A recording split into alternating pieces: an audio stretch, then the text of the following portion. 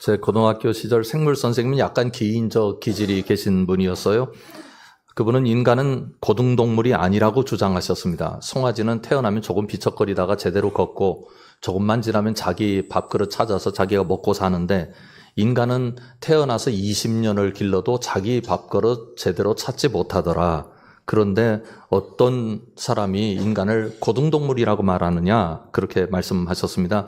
그런데 이 이야기를 하고 싶으셨던 것은 아니었어요. 그 다음에 꼭 하시는 말씀이 있었는데, 인간이 위대하다고 하는 이유는 인간만 연약함에 대한 자기 인식이 있기 때문이다, 이렇게 말씀하셨습니다. 그렇습니다. 인간은 연약합니다. 자신이 연약하지 않다고 생각하는 사람은 그 순간부터 자기 자신을 기만하며 사는 것입니다. 아킬레스건이란 말을 여러분들 알고 계시잖아요. 일리아드에 나오는 얘기인데요. 바다의 여신 테티스가 있었습니다. 하루는 테티스가 한 가지 예언을 듣게 되죠. 테티스가 낳은 자식은 하늘의 제왕이 될 것이며 무조건 그 아버지보다 위에 있을 것이다, 그렇게 이야기합니다. 제우스도 이 소식을 듣고 깜짝 놀랐습니다. 왜냐하면 자기보다 더 위에 있는 존재가 나타날까 봐 두려움이 있었어요.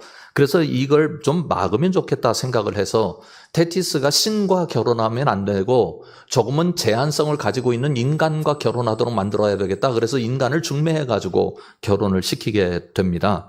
그래서 이렇게 태어난 아들이 아킬레우스입니다. 테티스는 아들을 낳자마자 예언을 생각했어요. 내 아들이 그렇게 될 것인데 정말 그럴 것인가 하는 생각이 들어서 아무래도 내 아들을 불사신으로 만들고 가장 강력한 존재로 만들어야 되겠다 생각을 합니다. 알고 보니 저승의 강의 여신인 스틱스 강에 아들을 집어넣으면 그렇게 된다는 사실을 알게 됐어요. 그래서 아들을 거기다 이제 집어넣게 되는데, 아들을 집어넣으려고 하니까 뭔가 잡고 집어넣어야 될 것 아닙니까? 그래서 잡게 된 곳이 발꿈치였습니다.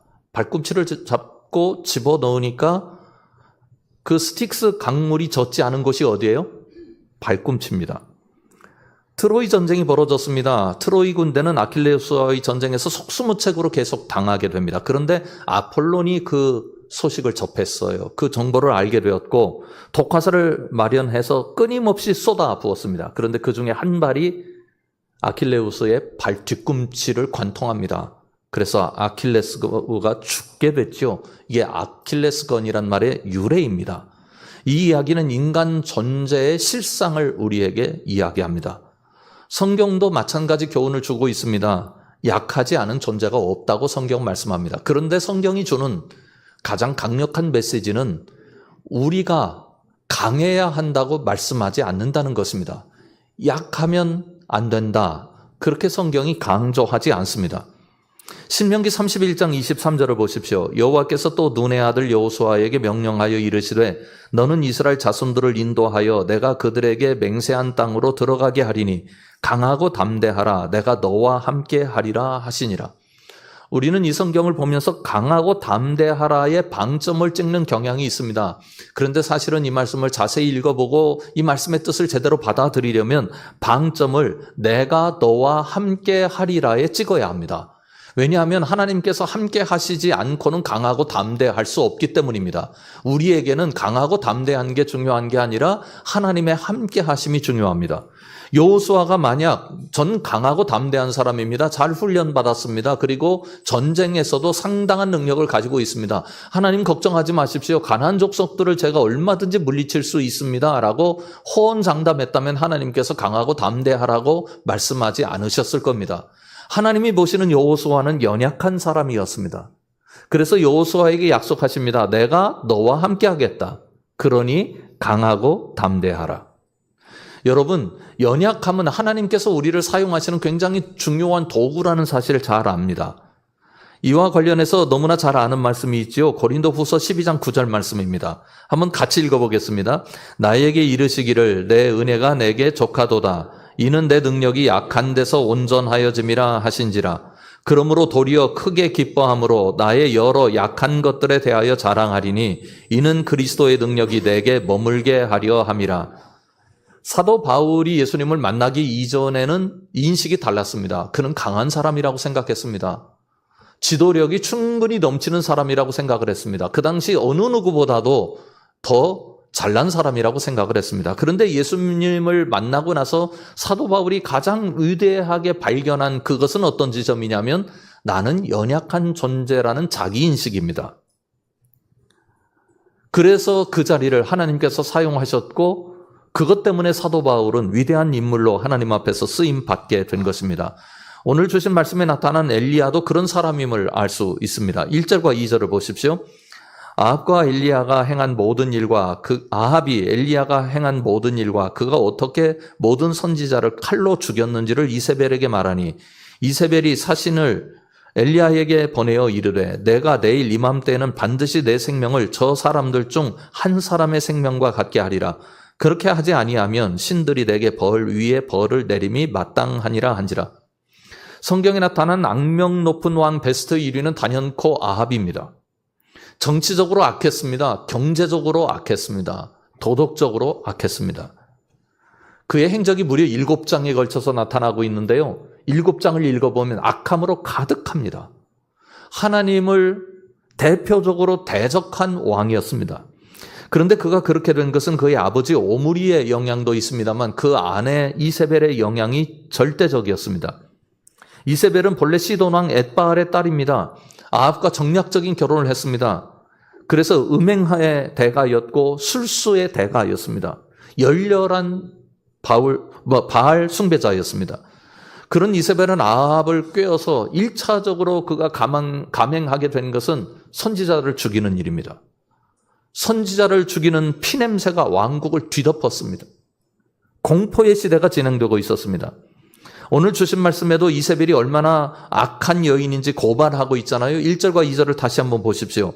아합이 엘리야가 행한 모든 일과 그가 어떻게 모든 선지자를 칼로 죽였는지를 이세벨에게 말하니 이세벨이 사신을 엘리야에게 보내어 이르되 내가 내일 이맘때에는 반드시 내 생명을 저 사람들 중 한 사람의 생명 같게 하리라. 그렇게 하지 아니하면 신들이 내게 벌 위에 벌을 내림이 마땅하니라 한지라.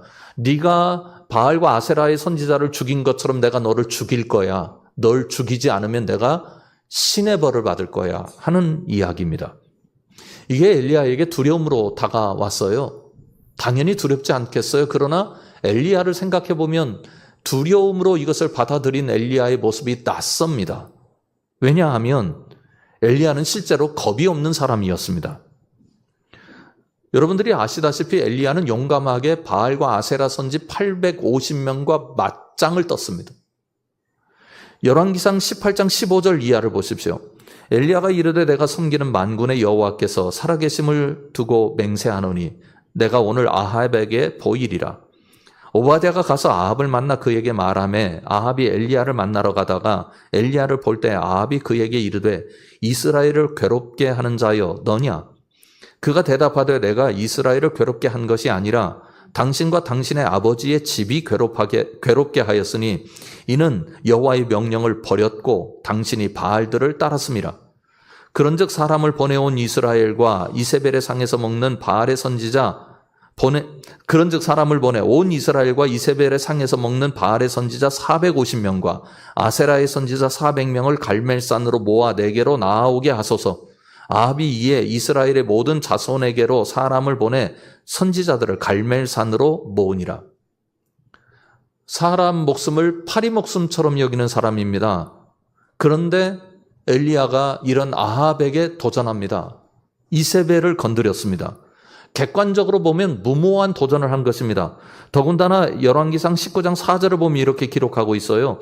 이세벨이 여호와의 선지자들을 멸할 때 오바댜가 선지자 100명을 가지고 50명씩 굴에 숨기고 떡과 물을 먹였더라. 오바댜 선지자가 100명을 숨김으로 100명의 선지자들은 목숨이 보호됐습니다만 나머지는 다 죽었습니다. 선지자를 죽인 피비린내가 나는 가득한 상황인데 엘리야가 그때 아합을 건드리고 이세벨을 건드립니다. 누가 그럴 수 있겠습니까? 엘리야만 할 수 있는 일입니다. 그렇게 도전해서 승리한 엘리야라면 지금 이렇게 반응하면 안 됩니다. 지금처럼 겁내면 안 됩니다. 3절과 4절을 보십시오. 그가 얼마나 겁을 먹고 있는지를 그대로 증거합니다. 그가 이 형편을 보고 일어나 자기의 생명을 위해 도망하여 유다에 속한 부엘세바에 이르러 자기의 사환을 그곳에 머물게 하고 자기 자신은 광야로 들어가 하룻길쯤 가서 한 로뎀 나무 아래에 앉아서 자기가 죽기를 원하여 이르되 여호와여 넉넉하오니 지금 내 생명을 거두시옵소서. 나는 내 조상들보다 낫지 못하니이다 하고 엘리야의 연약함이 그대로 노출됩니다. 그런데 성경을 보면 이 말씀을 우리에게 들려주는 이유가 엘리야는 이렇게 연약한 겁쟁이라고 고발하기 위함이 아니라는 사실을 알 수 있습니다. 엘리야를 비난하고 있는 것은 아닙니다. 신약 성경을 보면 엘리야를 이렇게 말씀해요. 야고보서 5장 17절 말씀인데요. 엘리야는 우리와 성정이 같은 사람이로되 그가 비가 오지 않기를 간절히 기도한즉 3년 6개월 동안 땅에 비가 오지 아니하고 우리처럼 연약한 사람이다. 우리와 같은 성정을 가지고 있는 사람이다. 이렇게 우리에게 알려줍니다. 생각해 보십시오. 예수님께서 산상변화를 일으키셨을 때 그때 두 사람이 나타나게 됐죠. 모세와 한 사람은 엘리야입니다. 구약을 대표하는 사람입니다. 그는 바알과 아세라 선지자를 무찔렀고요. 그리고 엘리사를 종으로 세웠고요. 수많은 엄청난 능력을 이 땅 가운데서 보여줬습니다. 그리고 불병거 타고 하늘로 올라갔습니다. 위대한 존재 아닙니까? 영웅 아닙니까? 그런데 성경이 이야기합니다. 엘리야는 우리와 같은 성정의 사람이었다.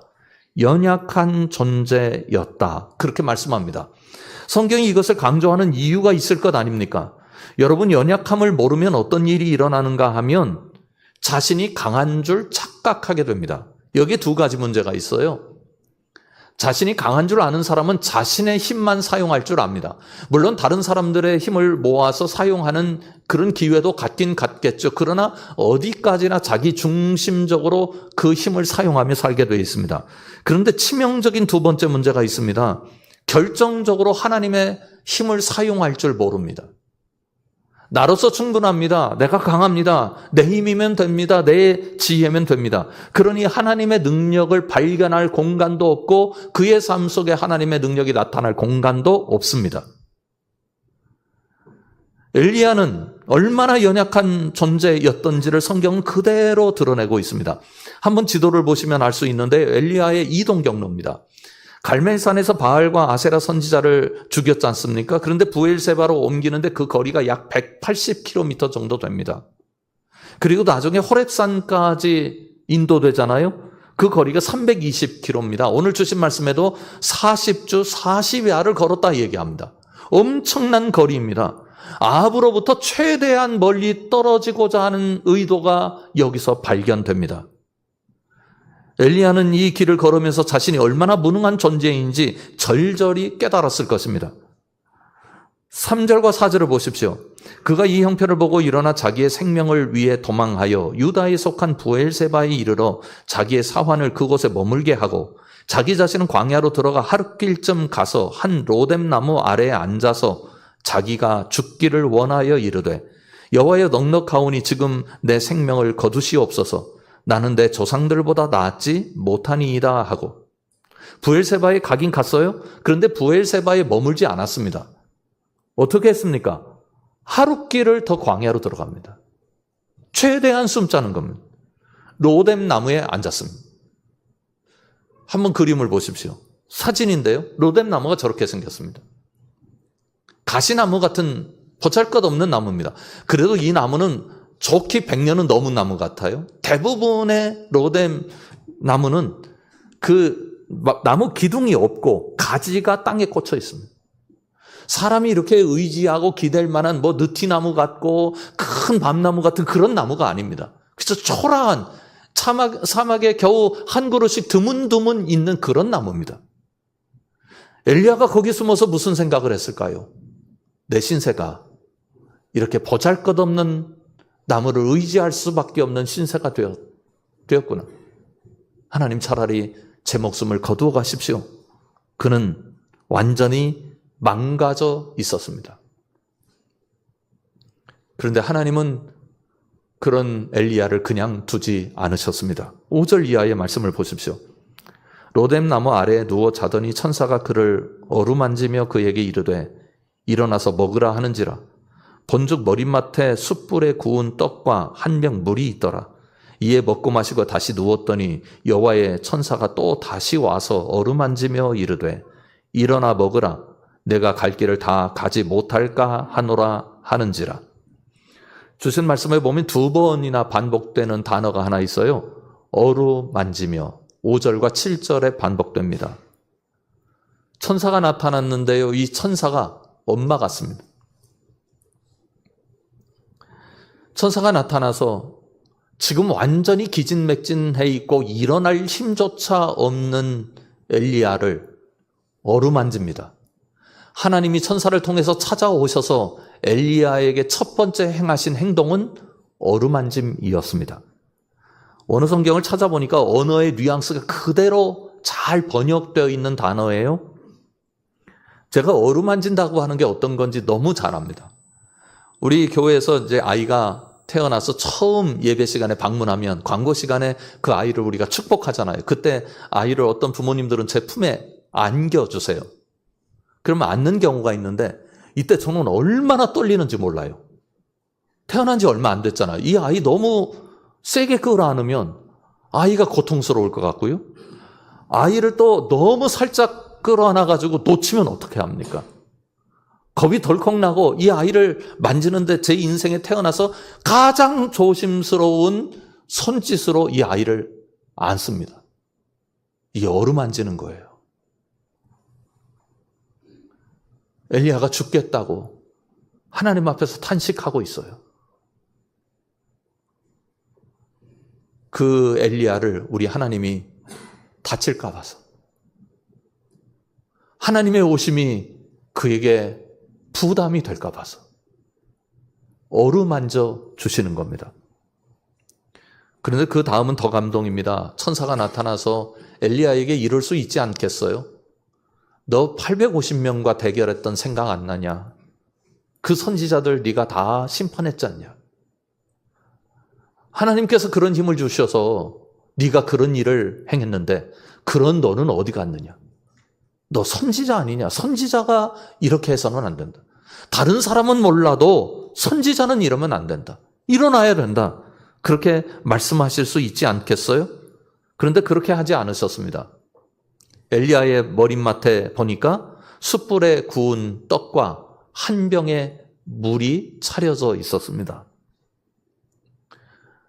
성경의 순서를 보고 내용을 깊이 살펴보면 천사가 와서 사실은 처음 한 행동이 어루만지는 게 아니었습니다. 밥상을 차려놓은 것입니다.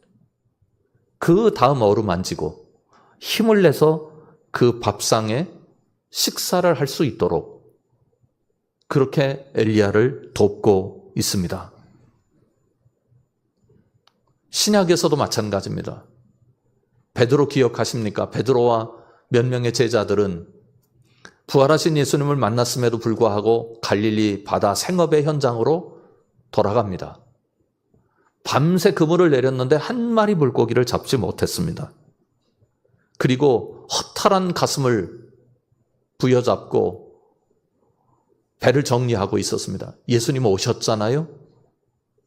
그때 예수님이 이렇게 말씀하지 않으셨어요. 내가 부활한 것을 너희들 봤는데 너희들 3년을 나를 따라다녔는데 어찌 이럴 수 있느냐? 말씀하지 않으셨습니다. 제자들을 부를 때 제자들이 보니까 숯불에 생선이 구워져 있었습니다. 가끔 이런 그림을 그려봅니다. 아들이 있어요. 다 실패했어요. 이제 앞길이 보이지 않아요. 엄마를 찾아옵니다. 엄마가 그 아들한테 해줄 수 있는 게 뭐예요? 우리 이런 표현 하잖아요. 따뜻한 밥. 엄마의 밥. 이게 엄마가 보일 수 있는 사랑이잖아요. 엘리야가 넘어졌고 엘리야가 절망하고 있을 때 하나님은 찾아오셔서 엘리야에게 밥상을 제공하고 그를 어루만지셨습니다. 여러분, 이분이 우리 하나님입니다. 여러분 인생 가운데 우리 주님은 언제나 그런 모습으로 찾아오실 줄 믿습니다. 그 주님을 발견하는 신앙의 눈이 있으시길 주님의 이름으로 축원합니다. 그런데 기가 막힌 것이 있습니다. 천사가 그렇게 하자 엘리야가 힘을 냈으면 참 좋았는데 잘 먹었어요? 그러더니 다시 드러누워요. 아니, 먹었으면 천사가 거기까지 찾아왔으면 그런 대접을 받았으면 내가 생각을 잘못했구나. 다시 일어나야지 생각하지 않겠어요? 그런데 그걸 먹고 다시 눕습니다. 천사 입장에서 보면 얼마나 괘씸할까요? 그런데요, 성경을 보셨잖아요. 뭐라고 기록하고 있습니까? 다시 어루만졌다. 너 정신 안 차릴래? 이렇게 했으면 일어나야지. 하지 않으셨어요. 다시 어루만지십니다. 여러분, 이게 하나님의 역사예요. 우리가 사는 이유고요. 우리가 살 수 있는 이유고요. 우리가 승리할 수 있는 이유예요. 하나님은 우리가 다시 넘어져도 다시 일으키세요. 다시 기운을 잃어도 다시 어루만져 주세요. 하나님은 계속해서 다시 우리를 세우시는 분이세요. 우리가 여러 번 넘어져 봤잖아요. 그런데 하나님이 일으키셨잖아요. 여러분 평생 여러분을 승리하도록 다시 일으키시는 하나님께서 여러분과 동행하시는 것 믿으시기 바랍니다. 오늘 광복주일입니다. 우리가 광복을 기념하며 하나님 앞에 예배하고 있는데요. 우리가 생각을 하나 고쳤으면 좋겠다는 말씀을 드리고 싶습니다. 우리가 이만큼 눈부시게 발전한 것을 우리는 참 많이 자랑합니다. 세계에서 이 유례가 없었다. 우리가 경제 강국 몇 위다. 그리고 어떤 건 1등이다. 우리에게는 강력한 기업들이 있다. 우리 민족은 뭐 IQ가 높다. 뭐가 있다. 참 많이 자랑합니다. 그런데 우리가 이제는 자랑하는 수준에서 벗어나야 돼요. 가만히 보세요. 강한 사람은 자랑하지 않습니다. 그동안 약했는데 조금 강한 걸 맛본 사람이 자랑하지요. 진짜 강한 사람은 뭘 자랑해요? 약함을 자랑합니다. 겸손이 진짜 강한 모습을 가지는 사람이 가질 수 있는 위대함이거든요. 우리나라가 무엇을 잘한다 그렇게 강한 것을 자랑하는 게 아니라 우리의 약함이 어떤 부분에 있는지, 연약함이 무엇인지를 보고 그것을 귀하게 여기고 어루만져 줄 줄 알고 그것이 잘 살아나고 보살핌을 통해서 새로운 힘을 얻을 수 있도록 만들어낼 때 정말 강한 나라가 될 수 있는 것입니다. 우리가 왜 기도합니까? 연약함을 발견할 때 기도하잖아요. 강한 사람은 기도하지 않습니다. 더 이상 힘이 필요하지 않으니까요. 여러분, 기도하지 않는 사람에게 하나님의 자리가 있을까요? 없습니다. 나라도 가정도 개인도 하나님 앞에 겸손하게 무릎 꿇고 연약함을 그대로 드러낼 때 거기에 하나님의 역사의 자리가 펼쳐집니다. 여러분, 엘리야는 도망자가 아닙니다. 실패해서 도망하는 사람이 아닙니다. 엘리야는 연약함을 들킨 사람입니다. 엘리야가 어떻게 들켰습니까? 그는 원망하고 하나님 죽는 게 좋겠습니다 할 때도 누구한테 때를 썼어요? 하나님께요. 나 이런 승리를 거두었는데 또 죽이려는 사람이 나타납니다. 나 지쳤습니다. 나 힘듭니다. 하나님, 저 더 이상 일하지 않아도 되는 것 아닌가요? 하고 하나님 앞에서 자기의 연약함을 들키는 그런 사람이었습니다. 근데 하나님은 그를 다시 어루만지시고 그를 세우셔서 호렙산에서 그를 다시 무장시켜 주시고 그를 새롭게 하셨습니다. 성경이 분명하게 말씀하고 있잖아요. 8절 말씀을 보십시오. 이에 일어나 먹고 마시고 그 음식물의 힘을 의지하여 40주 40야를 가서 하나님의 산 호렙산에 이르니라. 호렙에 이르니라. 어떻게 해요? 먹고 마시고 그 음식물의 힘을 의지하여 하나님께서 그에게 에너지원이 되셨어요. 호렙산까지 이르고 그의 마지막을 불병거로 마칠 수 있는 에너지원을 그가 가장 지쳤을 때 하나님께서 허락해 주신 것입니다.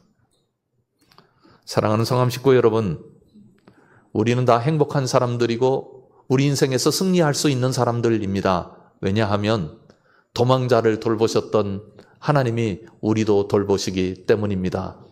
여러분 모두가 그 하나님 사랑하며 사시기를 주님의 이름으로 축원합니다. 기도하겠습니다. 하나님, 우리가 참 힘들 때 내가 이것밖에 되지 않나 하고 자신에 대해서 실망하게 되고, 또 예수님 믿으면서는 내가 제대로 된 신앙도 가지지 못한 사람인가 하는 또 하나의 삶의 무게가 생깁니다. 엘리야가 그렇게 쓰러져 넘어졌을 때 어루만져 주시고 그에게 밥상을 허락하신 그 하나님이 우리 하나님이심을 믿습니다. 그 하나님 의지하고 살아가는 힘을 얻을 수 있도록 우리에게 은혜를 더하여 주시옵소서. 예수님 이름으로 간절히 기도드립니다. 아멘. 여러분, 우리에게 두 개의 무기가 최소한 있습니다. 하나는 우리를 어루만져 주시는 하나님의 손입니다.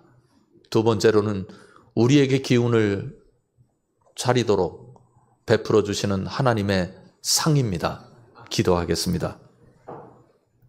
지금은 우리 주 예수 그리스도의 은혜와 하나님 아버지의 놀라우신 사랑하심과 성령 하나님의 함께 하심이 우리의 연약함을 기꺼이 찾아오셔서 도와주시는 주님 때문에 우리가 승리할 수 있습니다 고백하는 주의 사랑하는 모든 백성들 위해 지금부터 영원까지 함께 계시기를 간절히 축원하옵나이다. 아멘.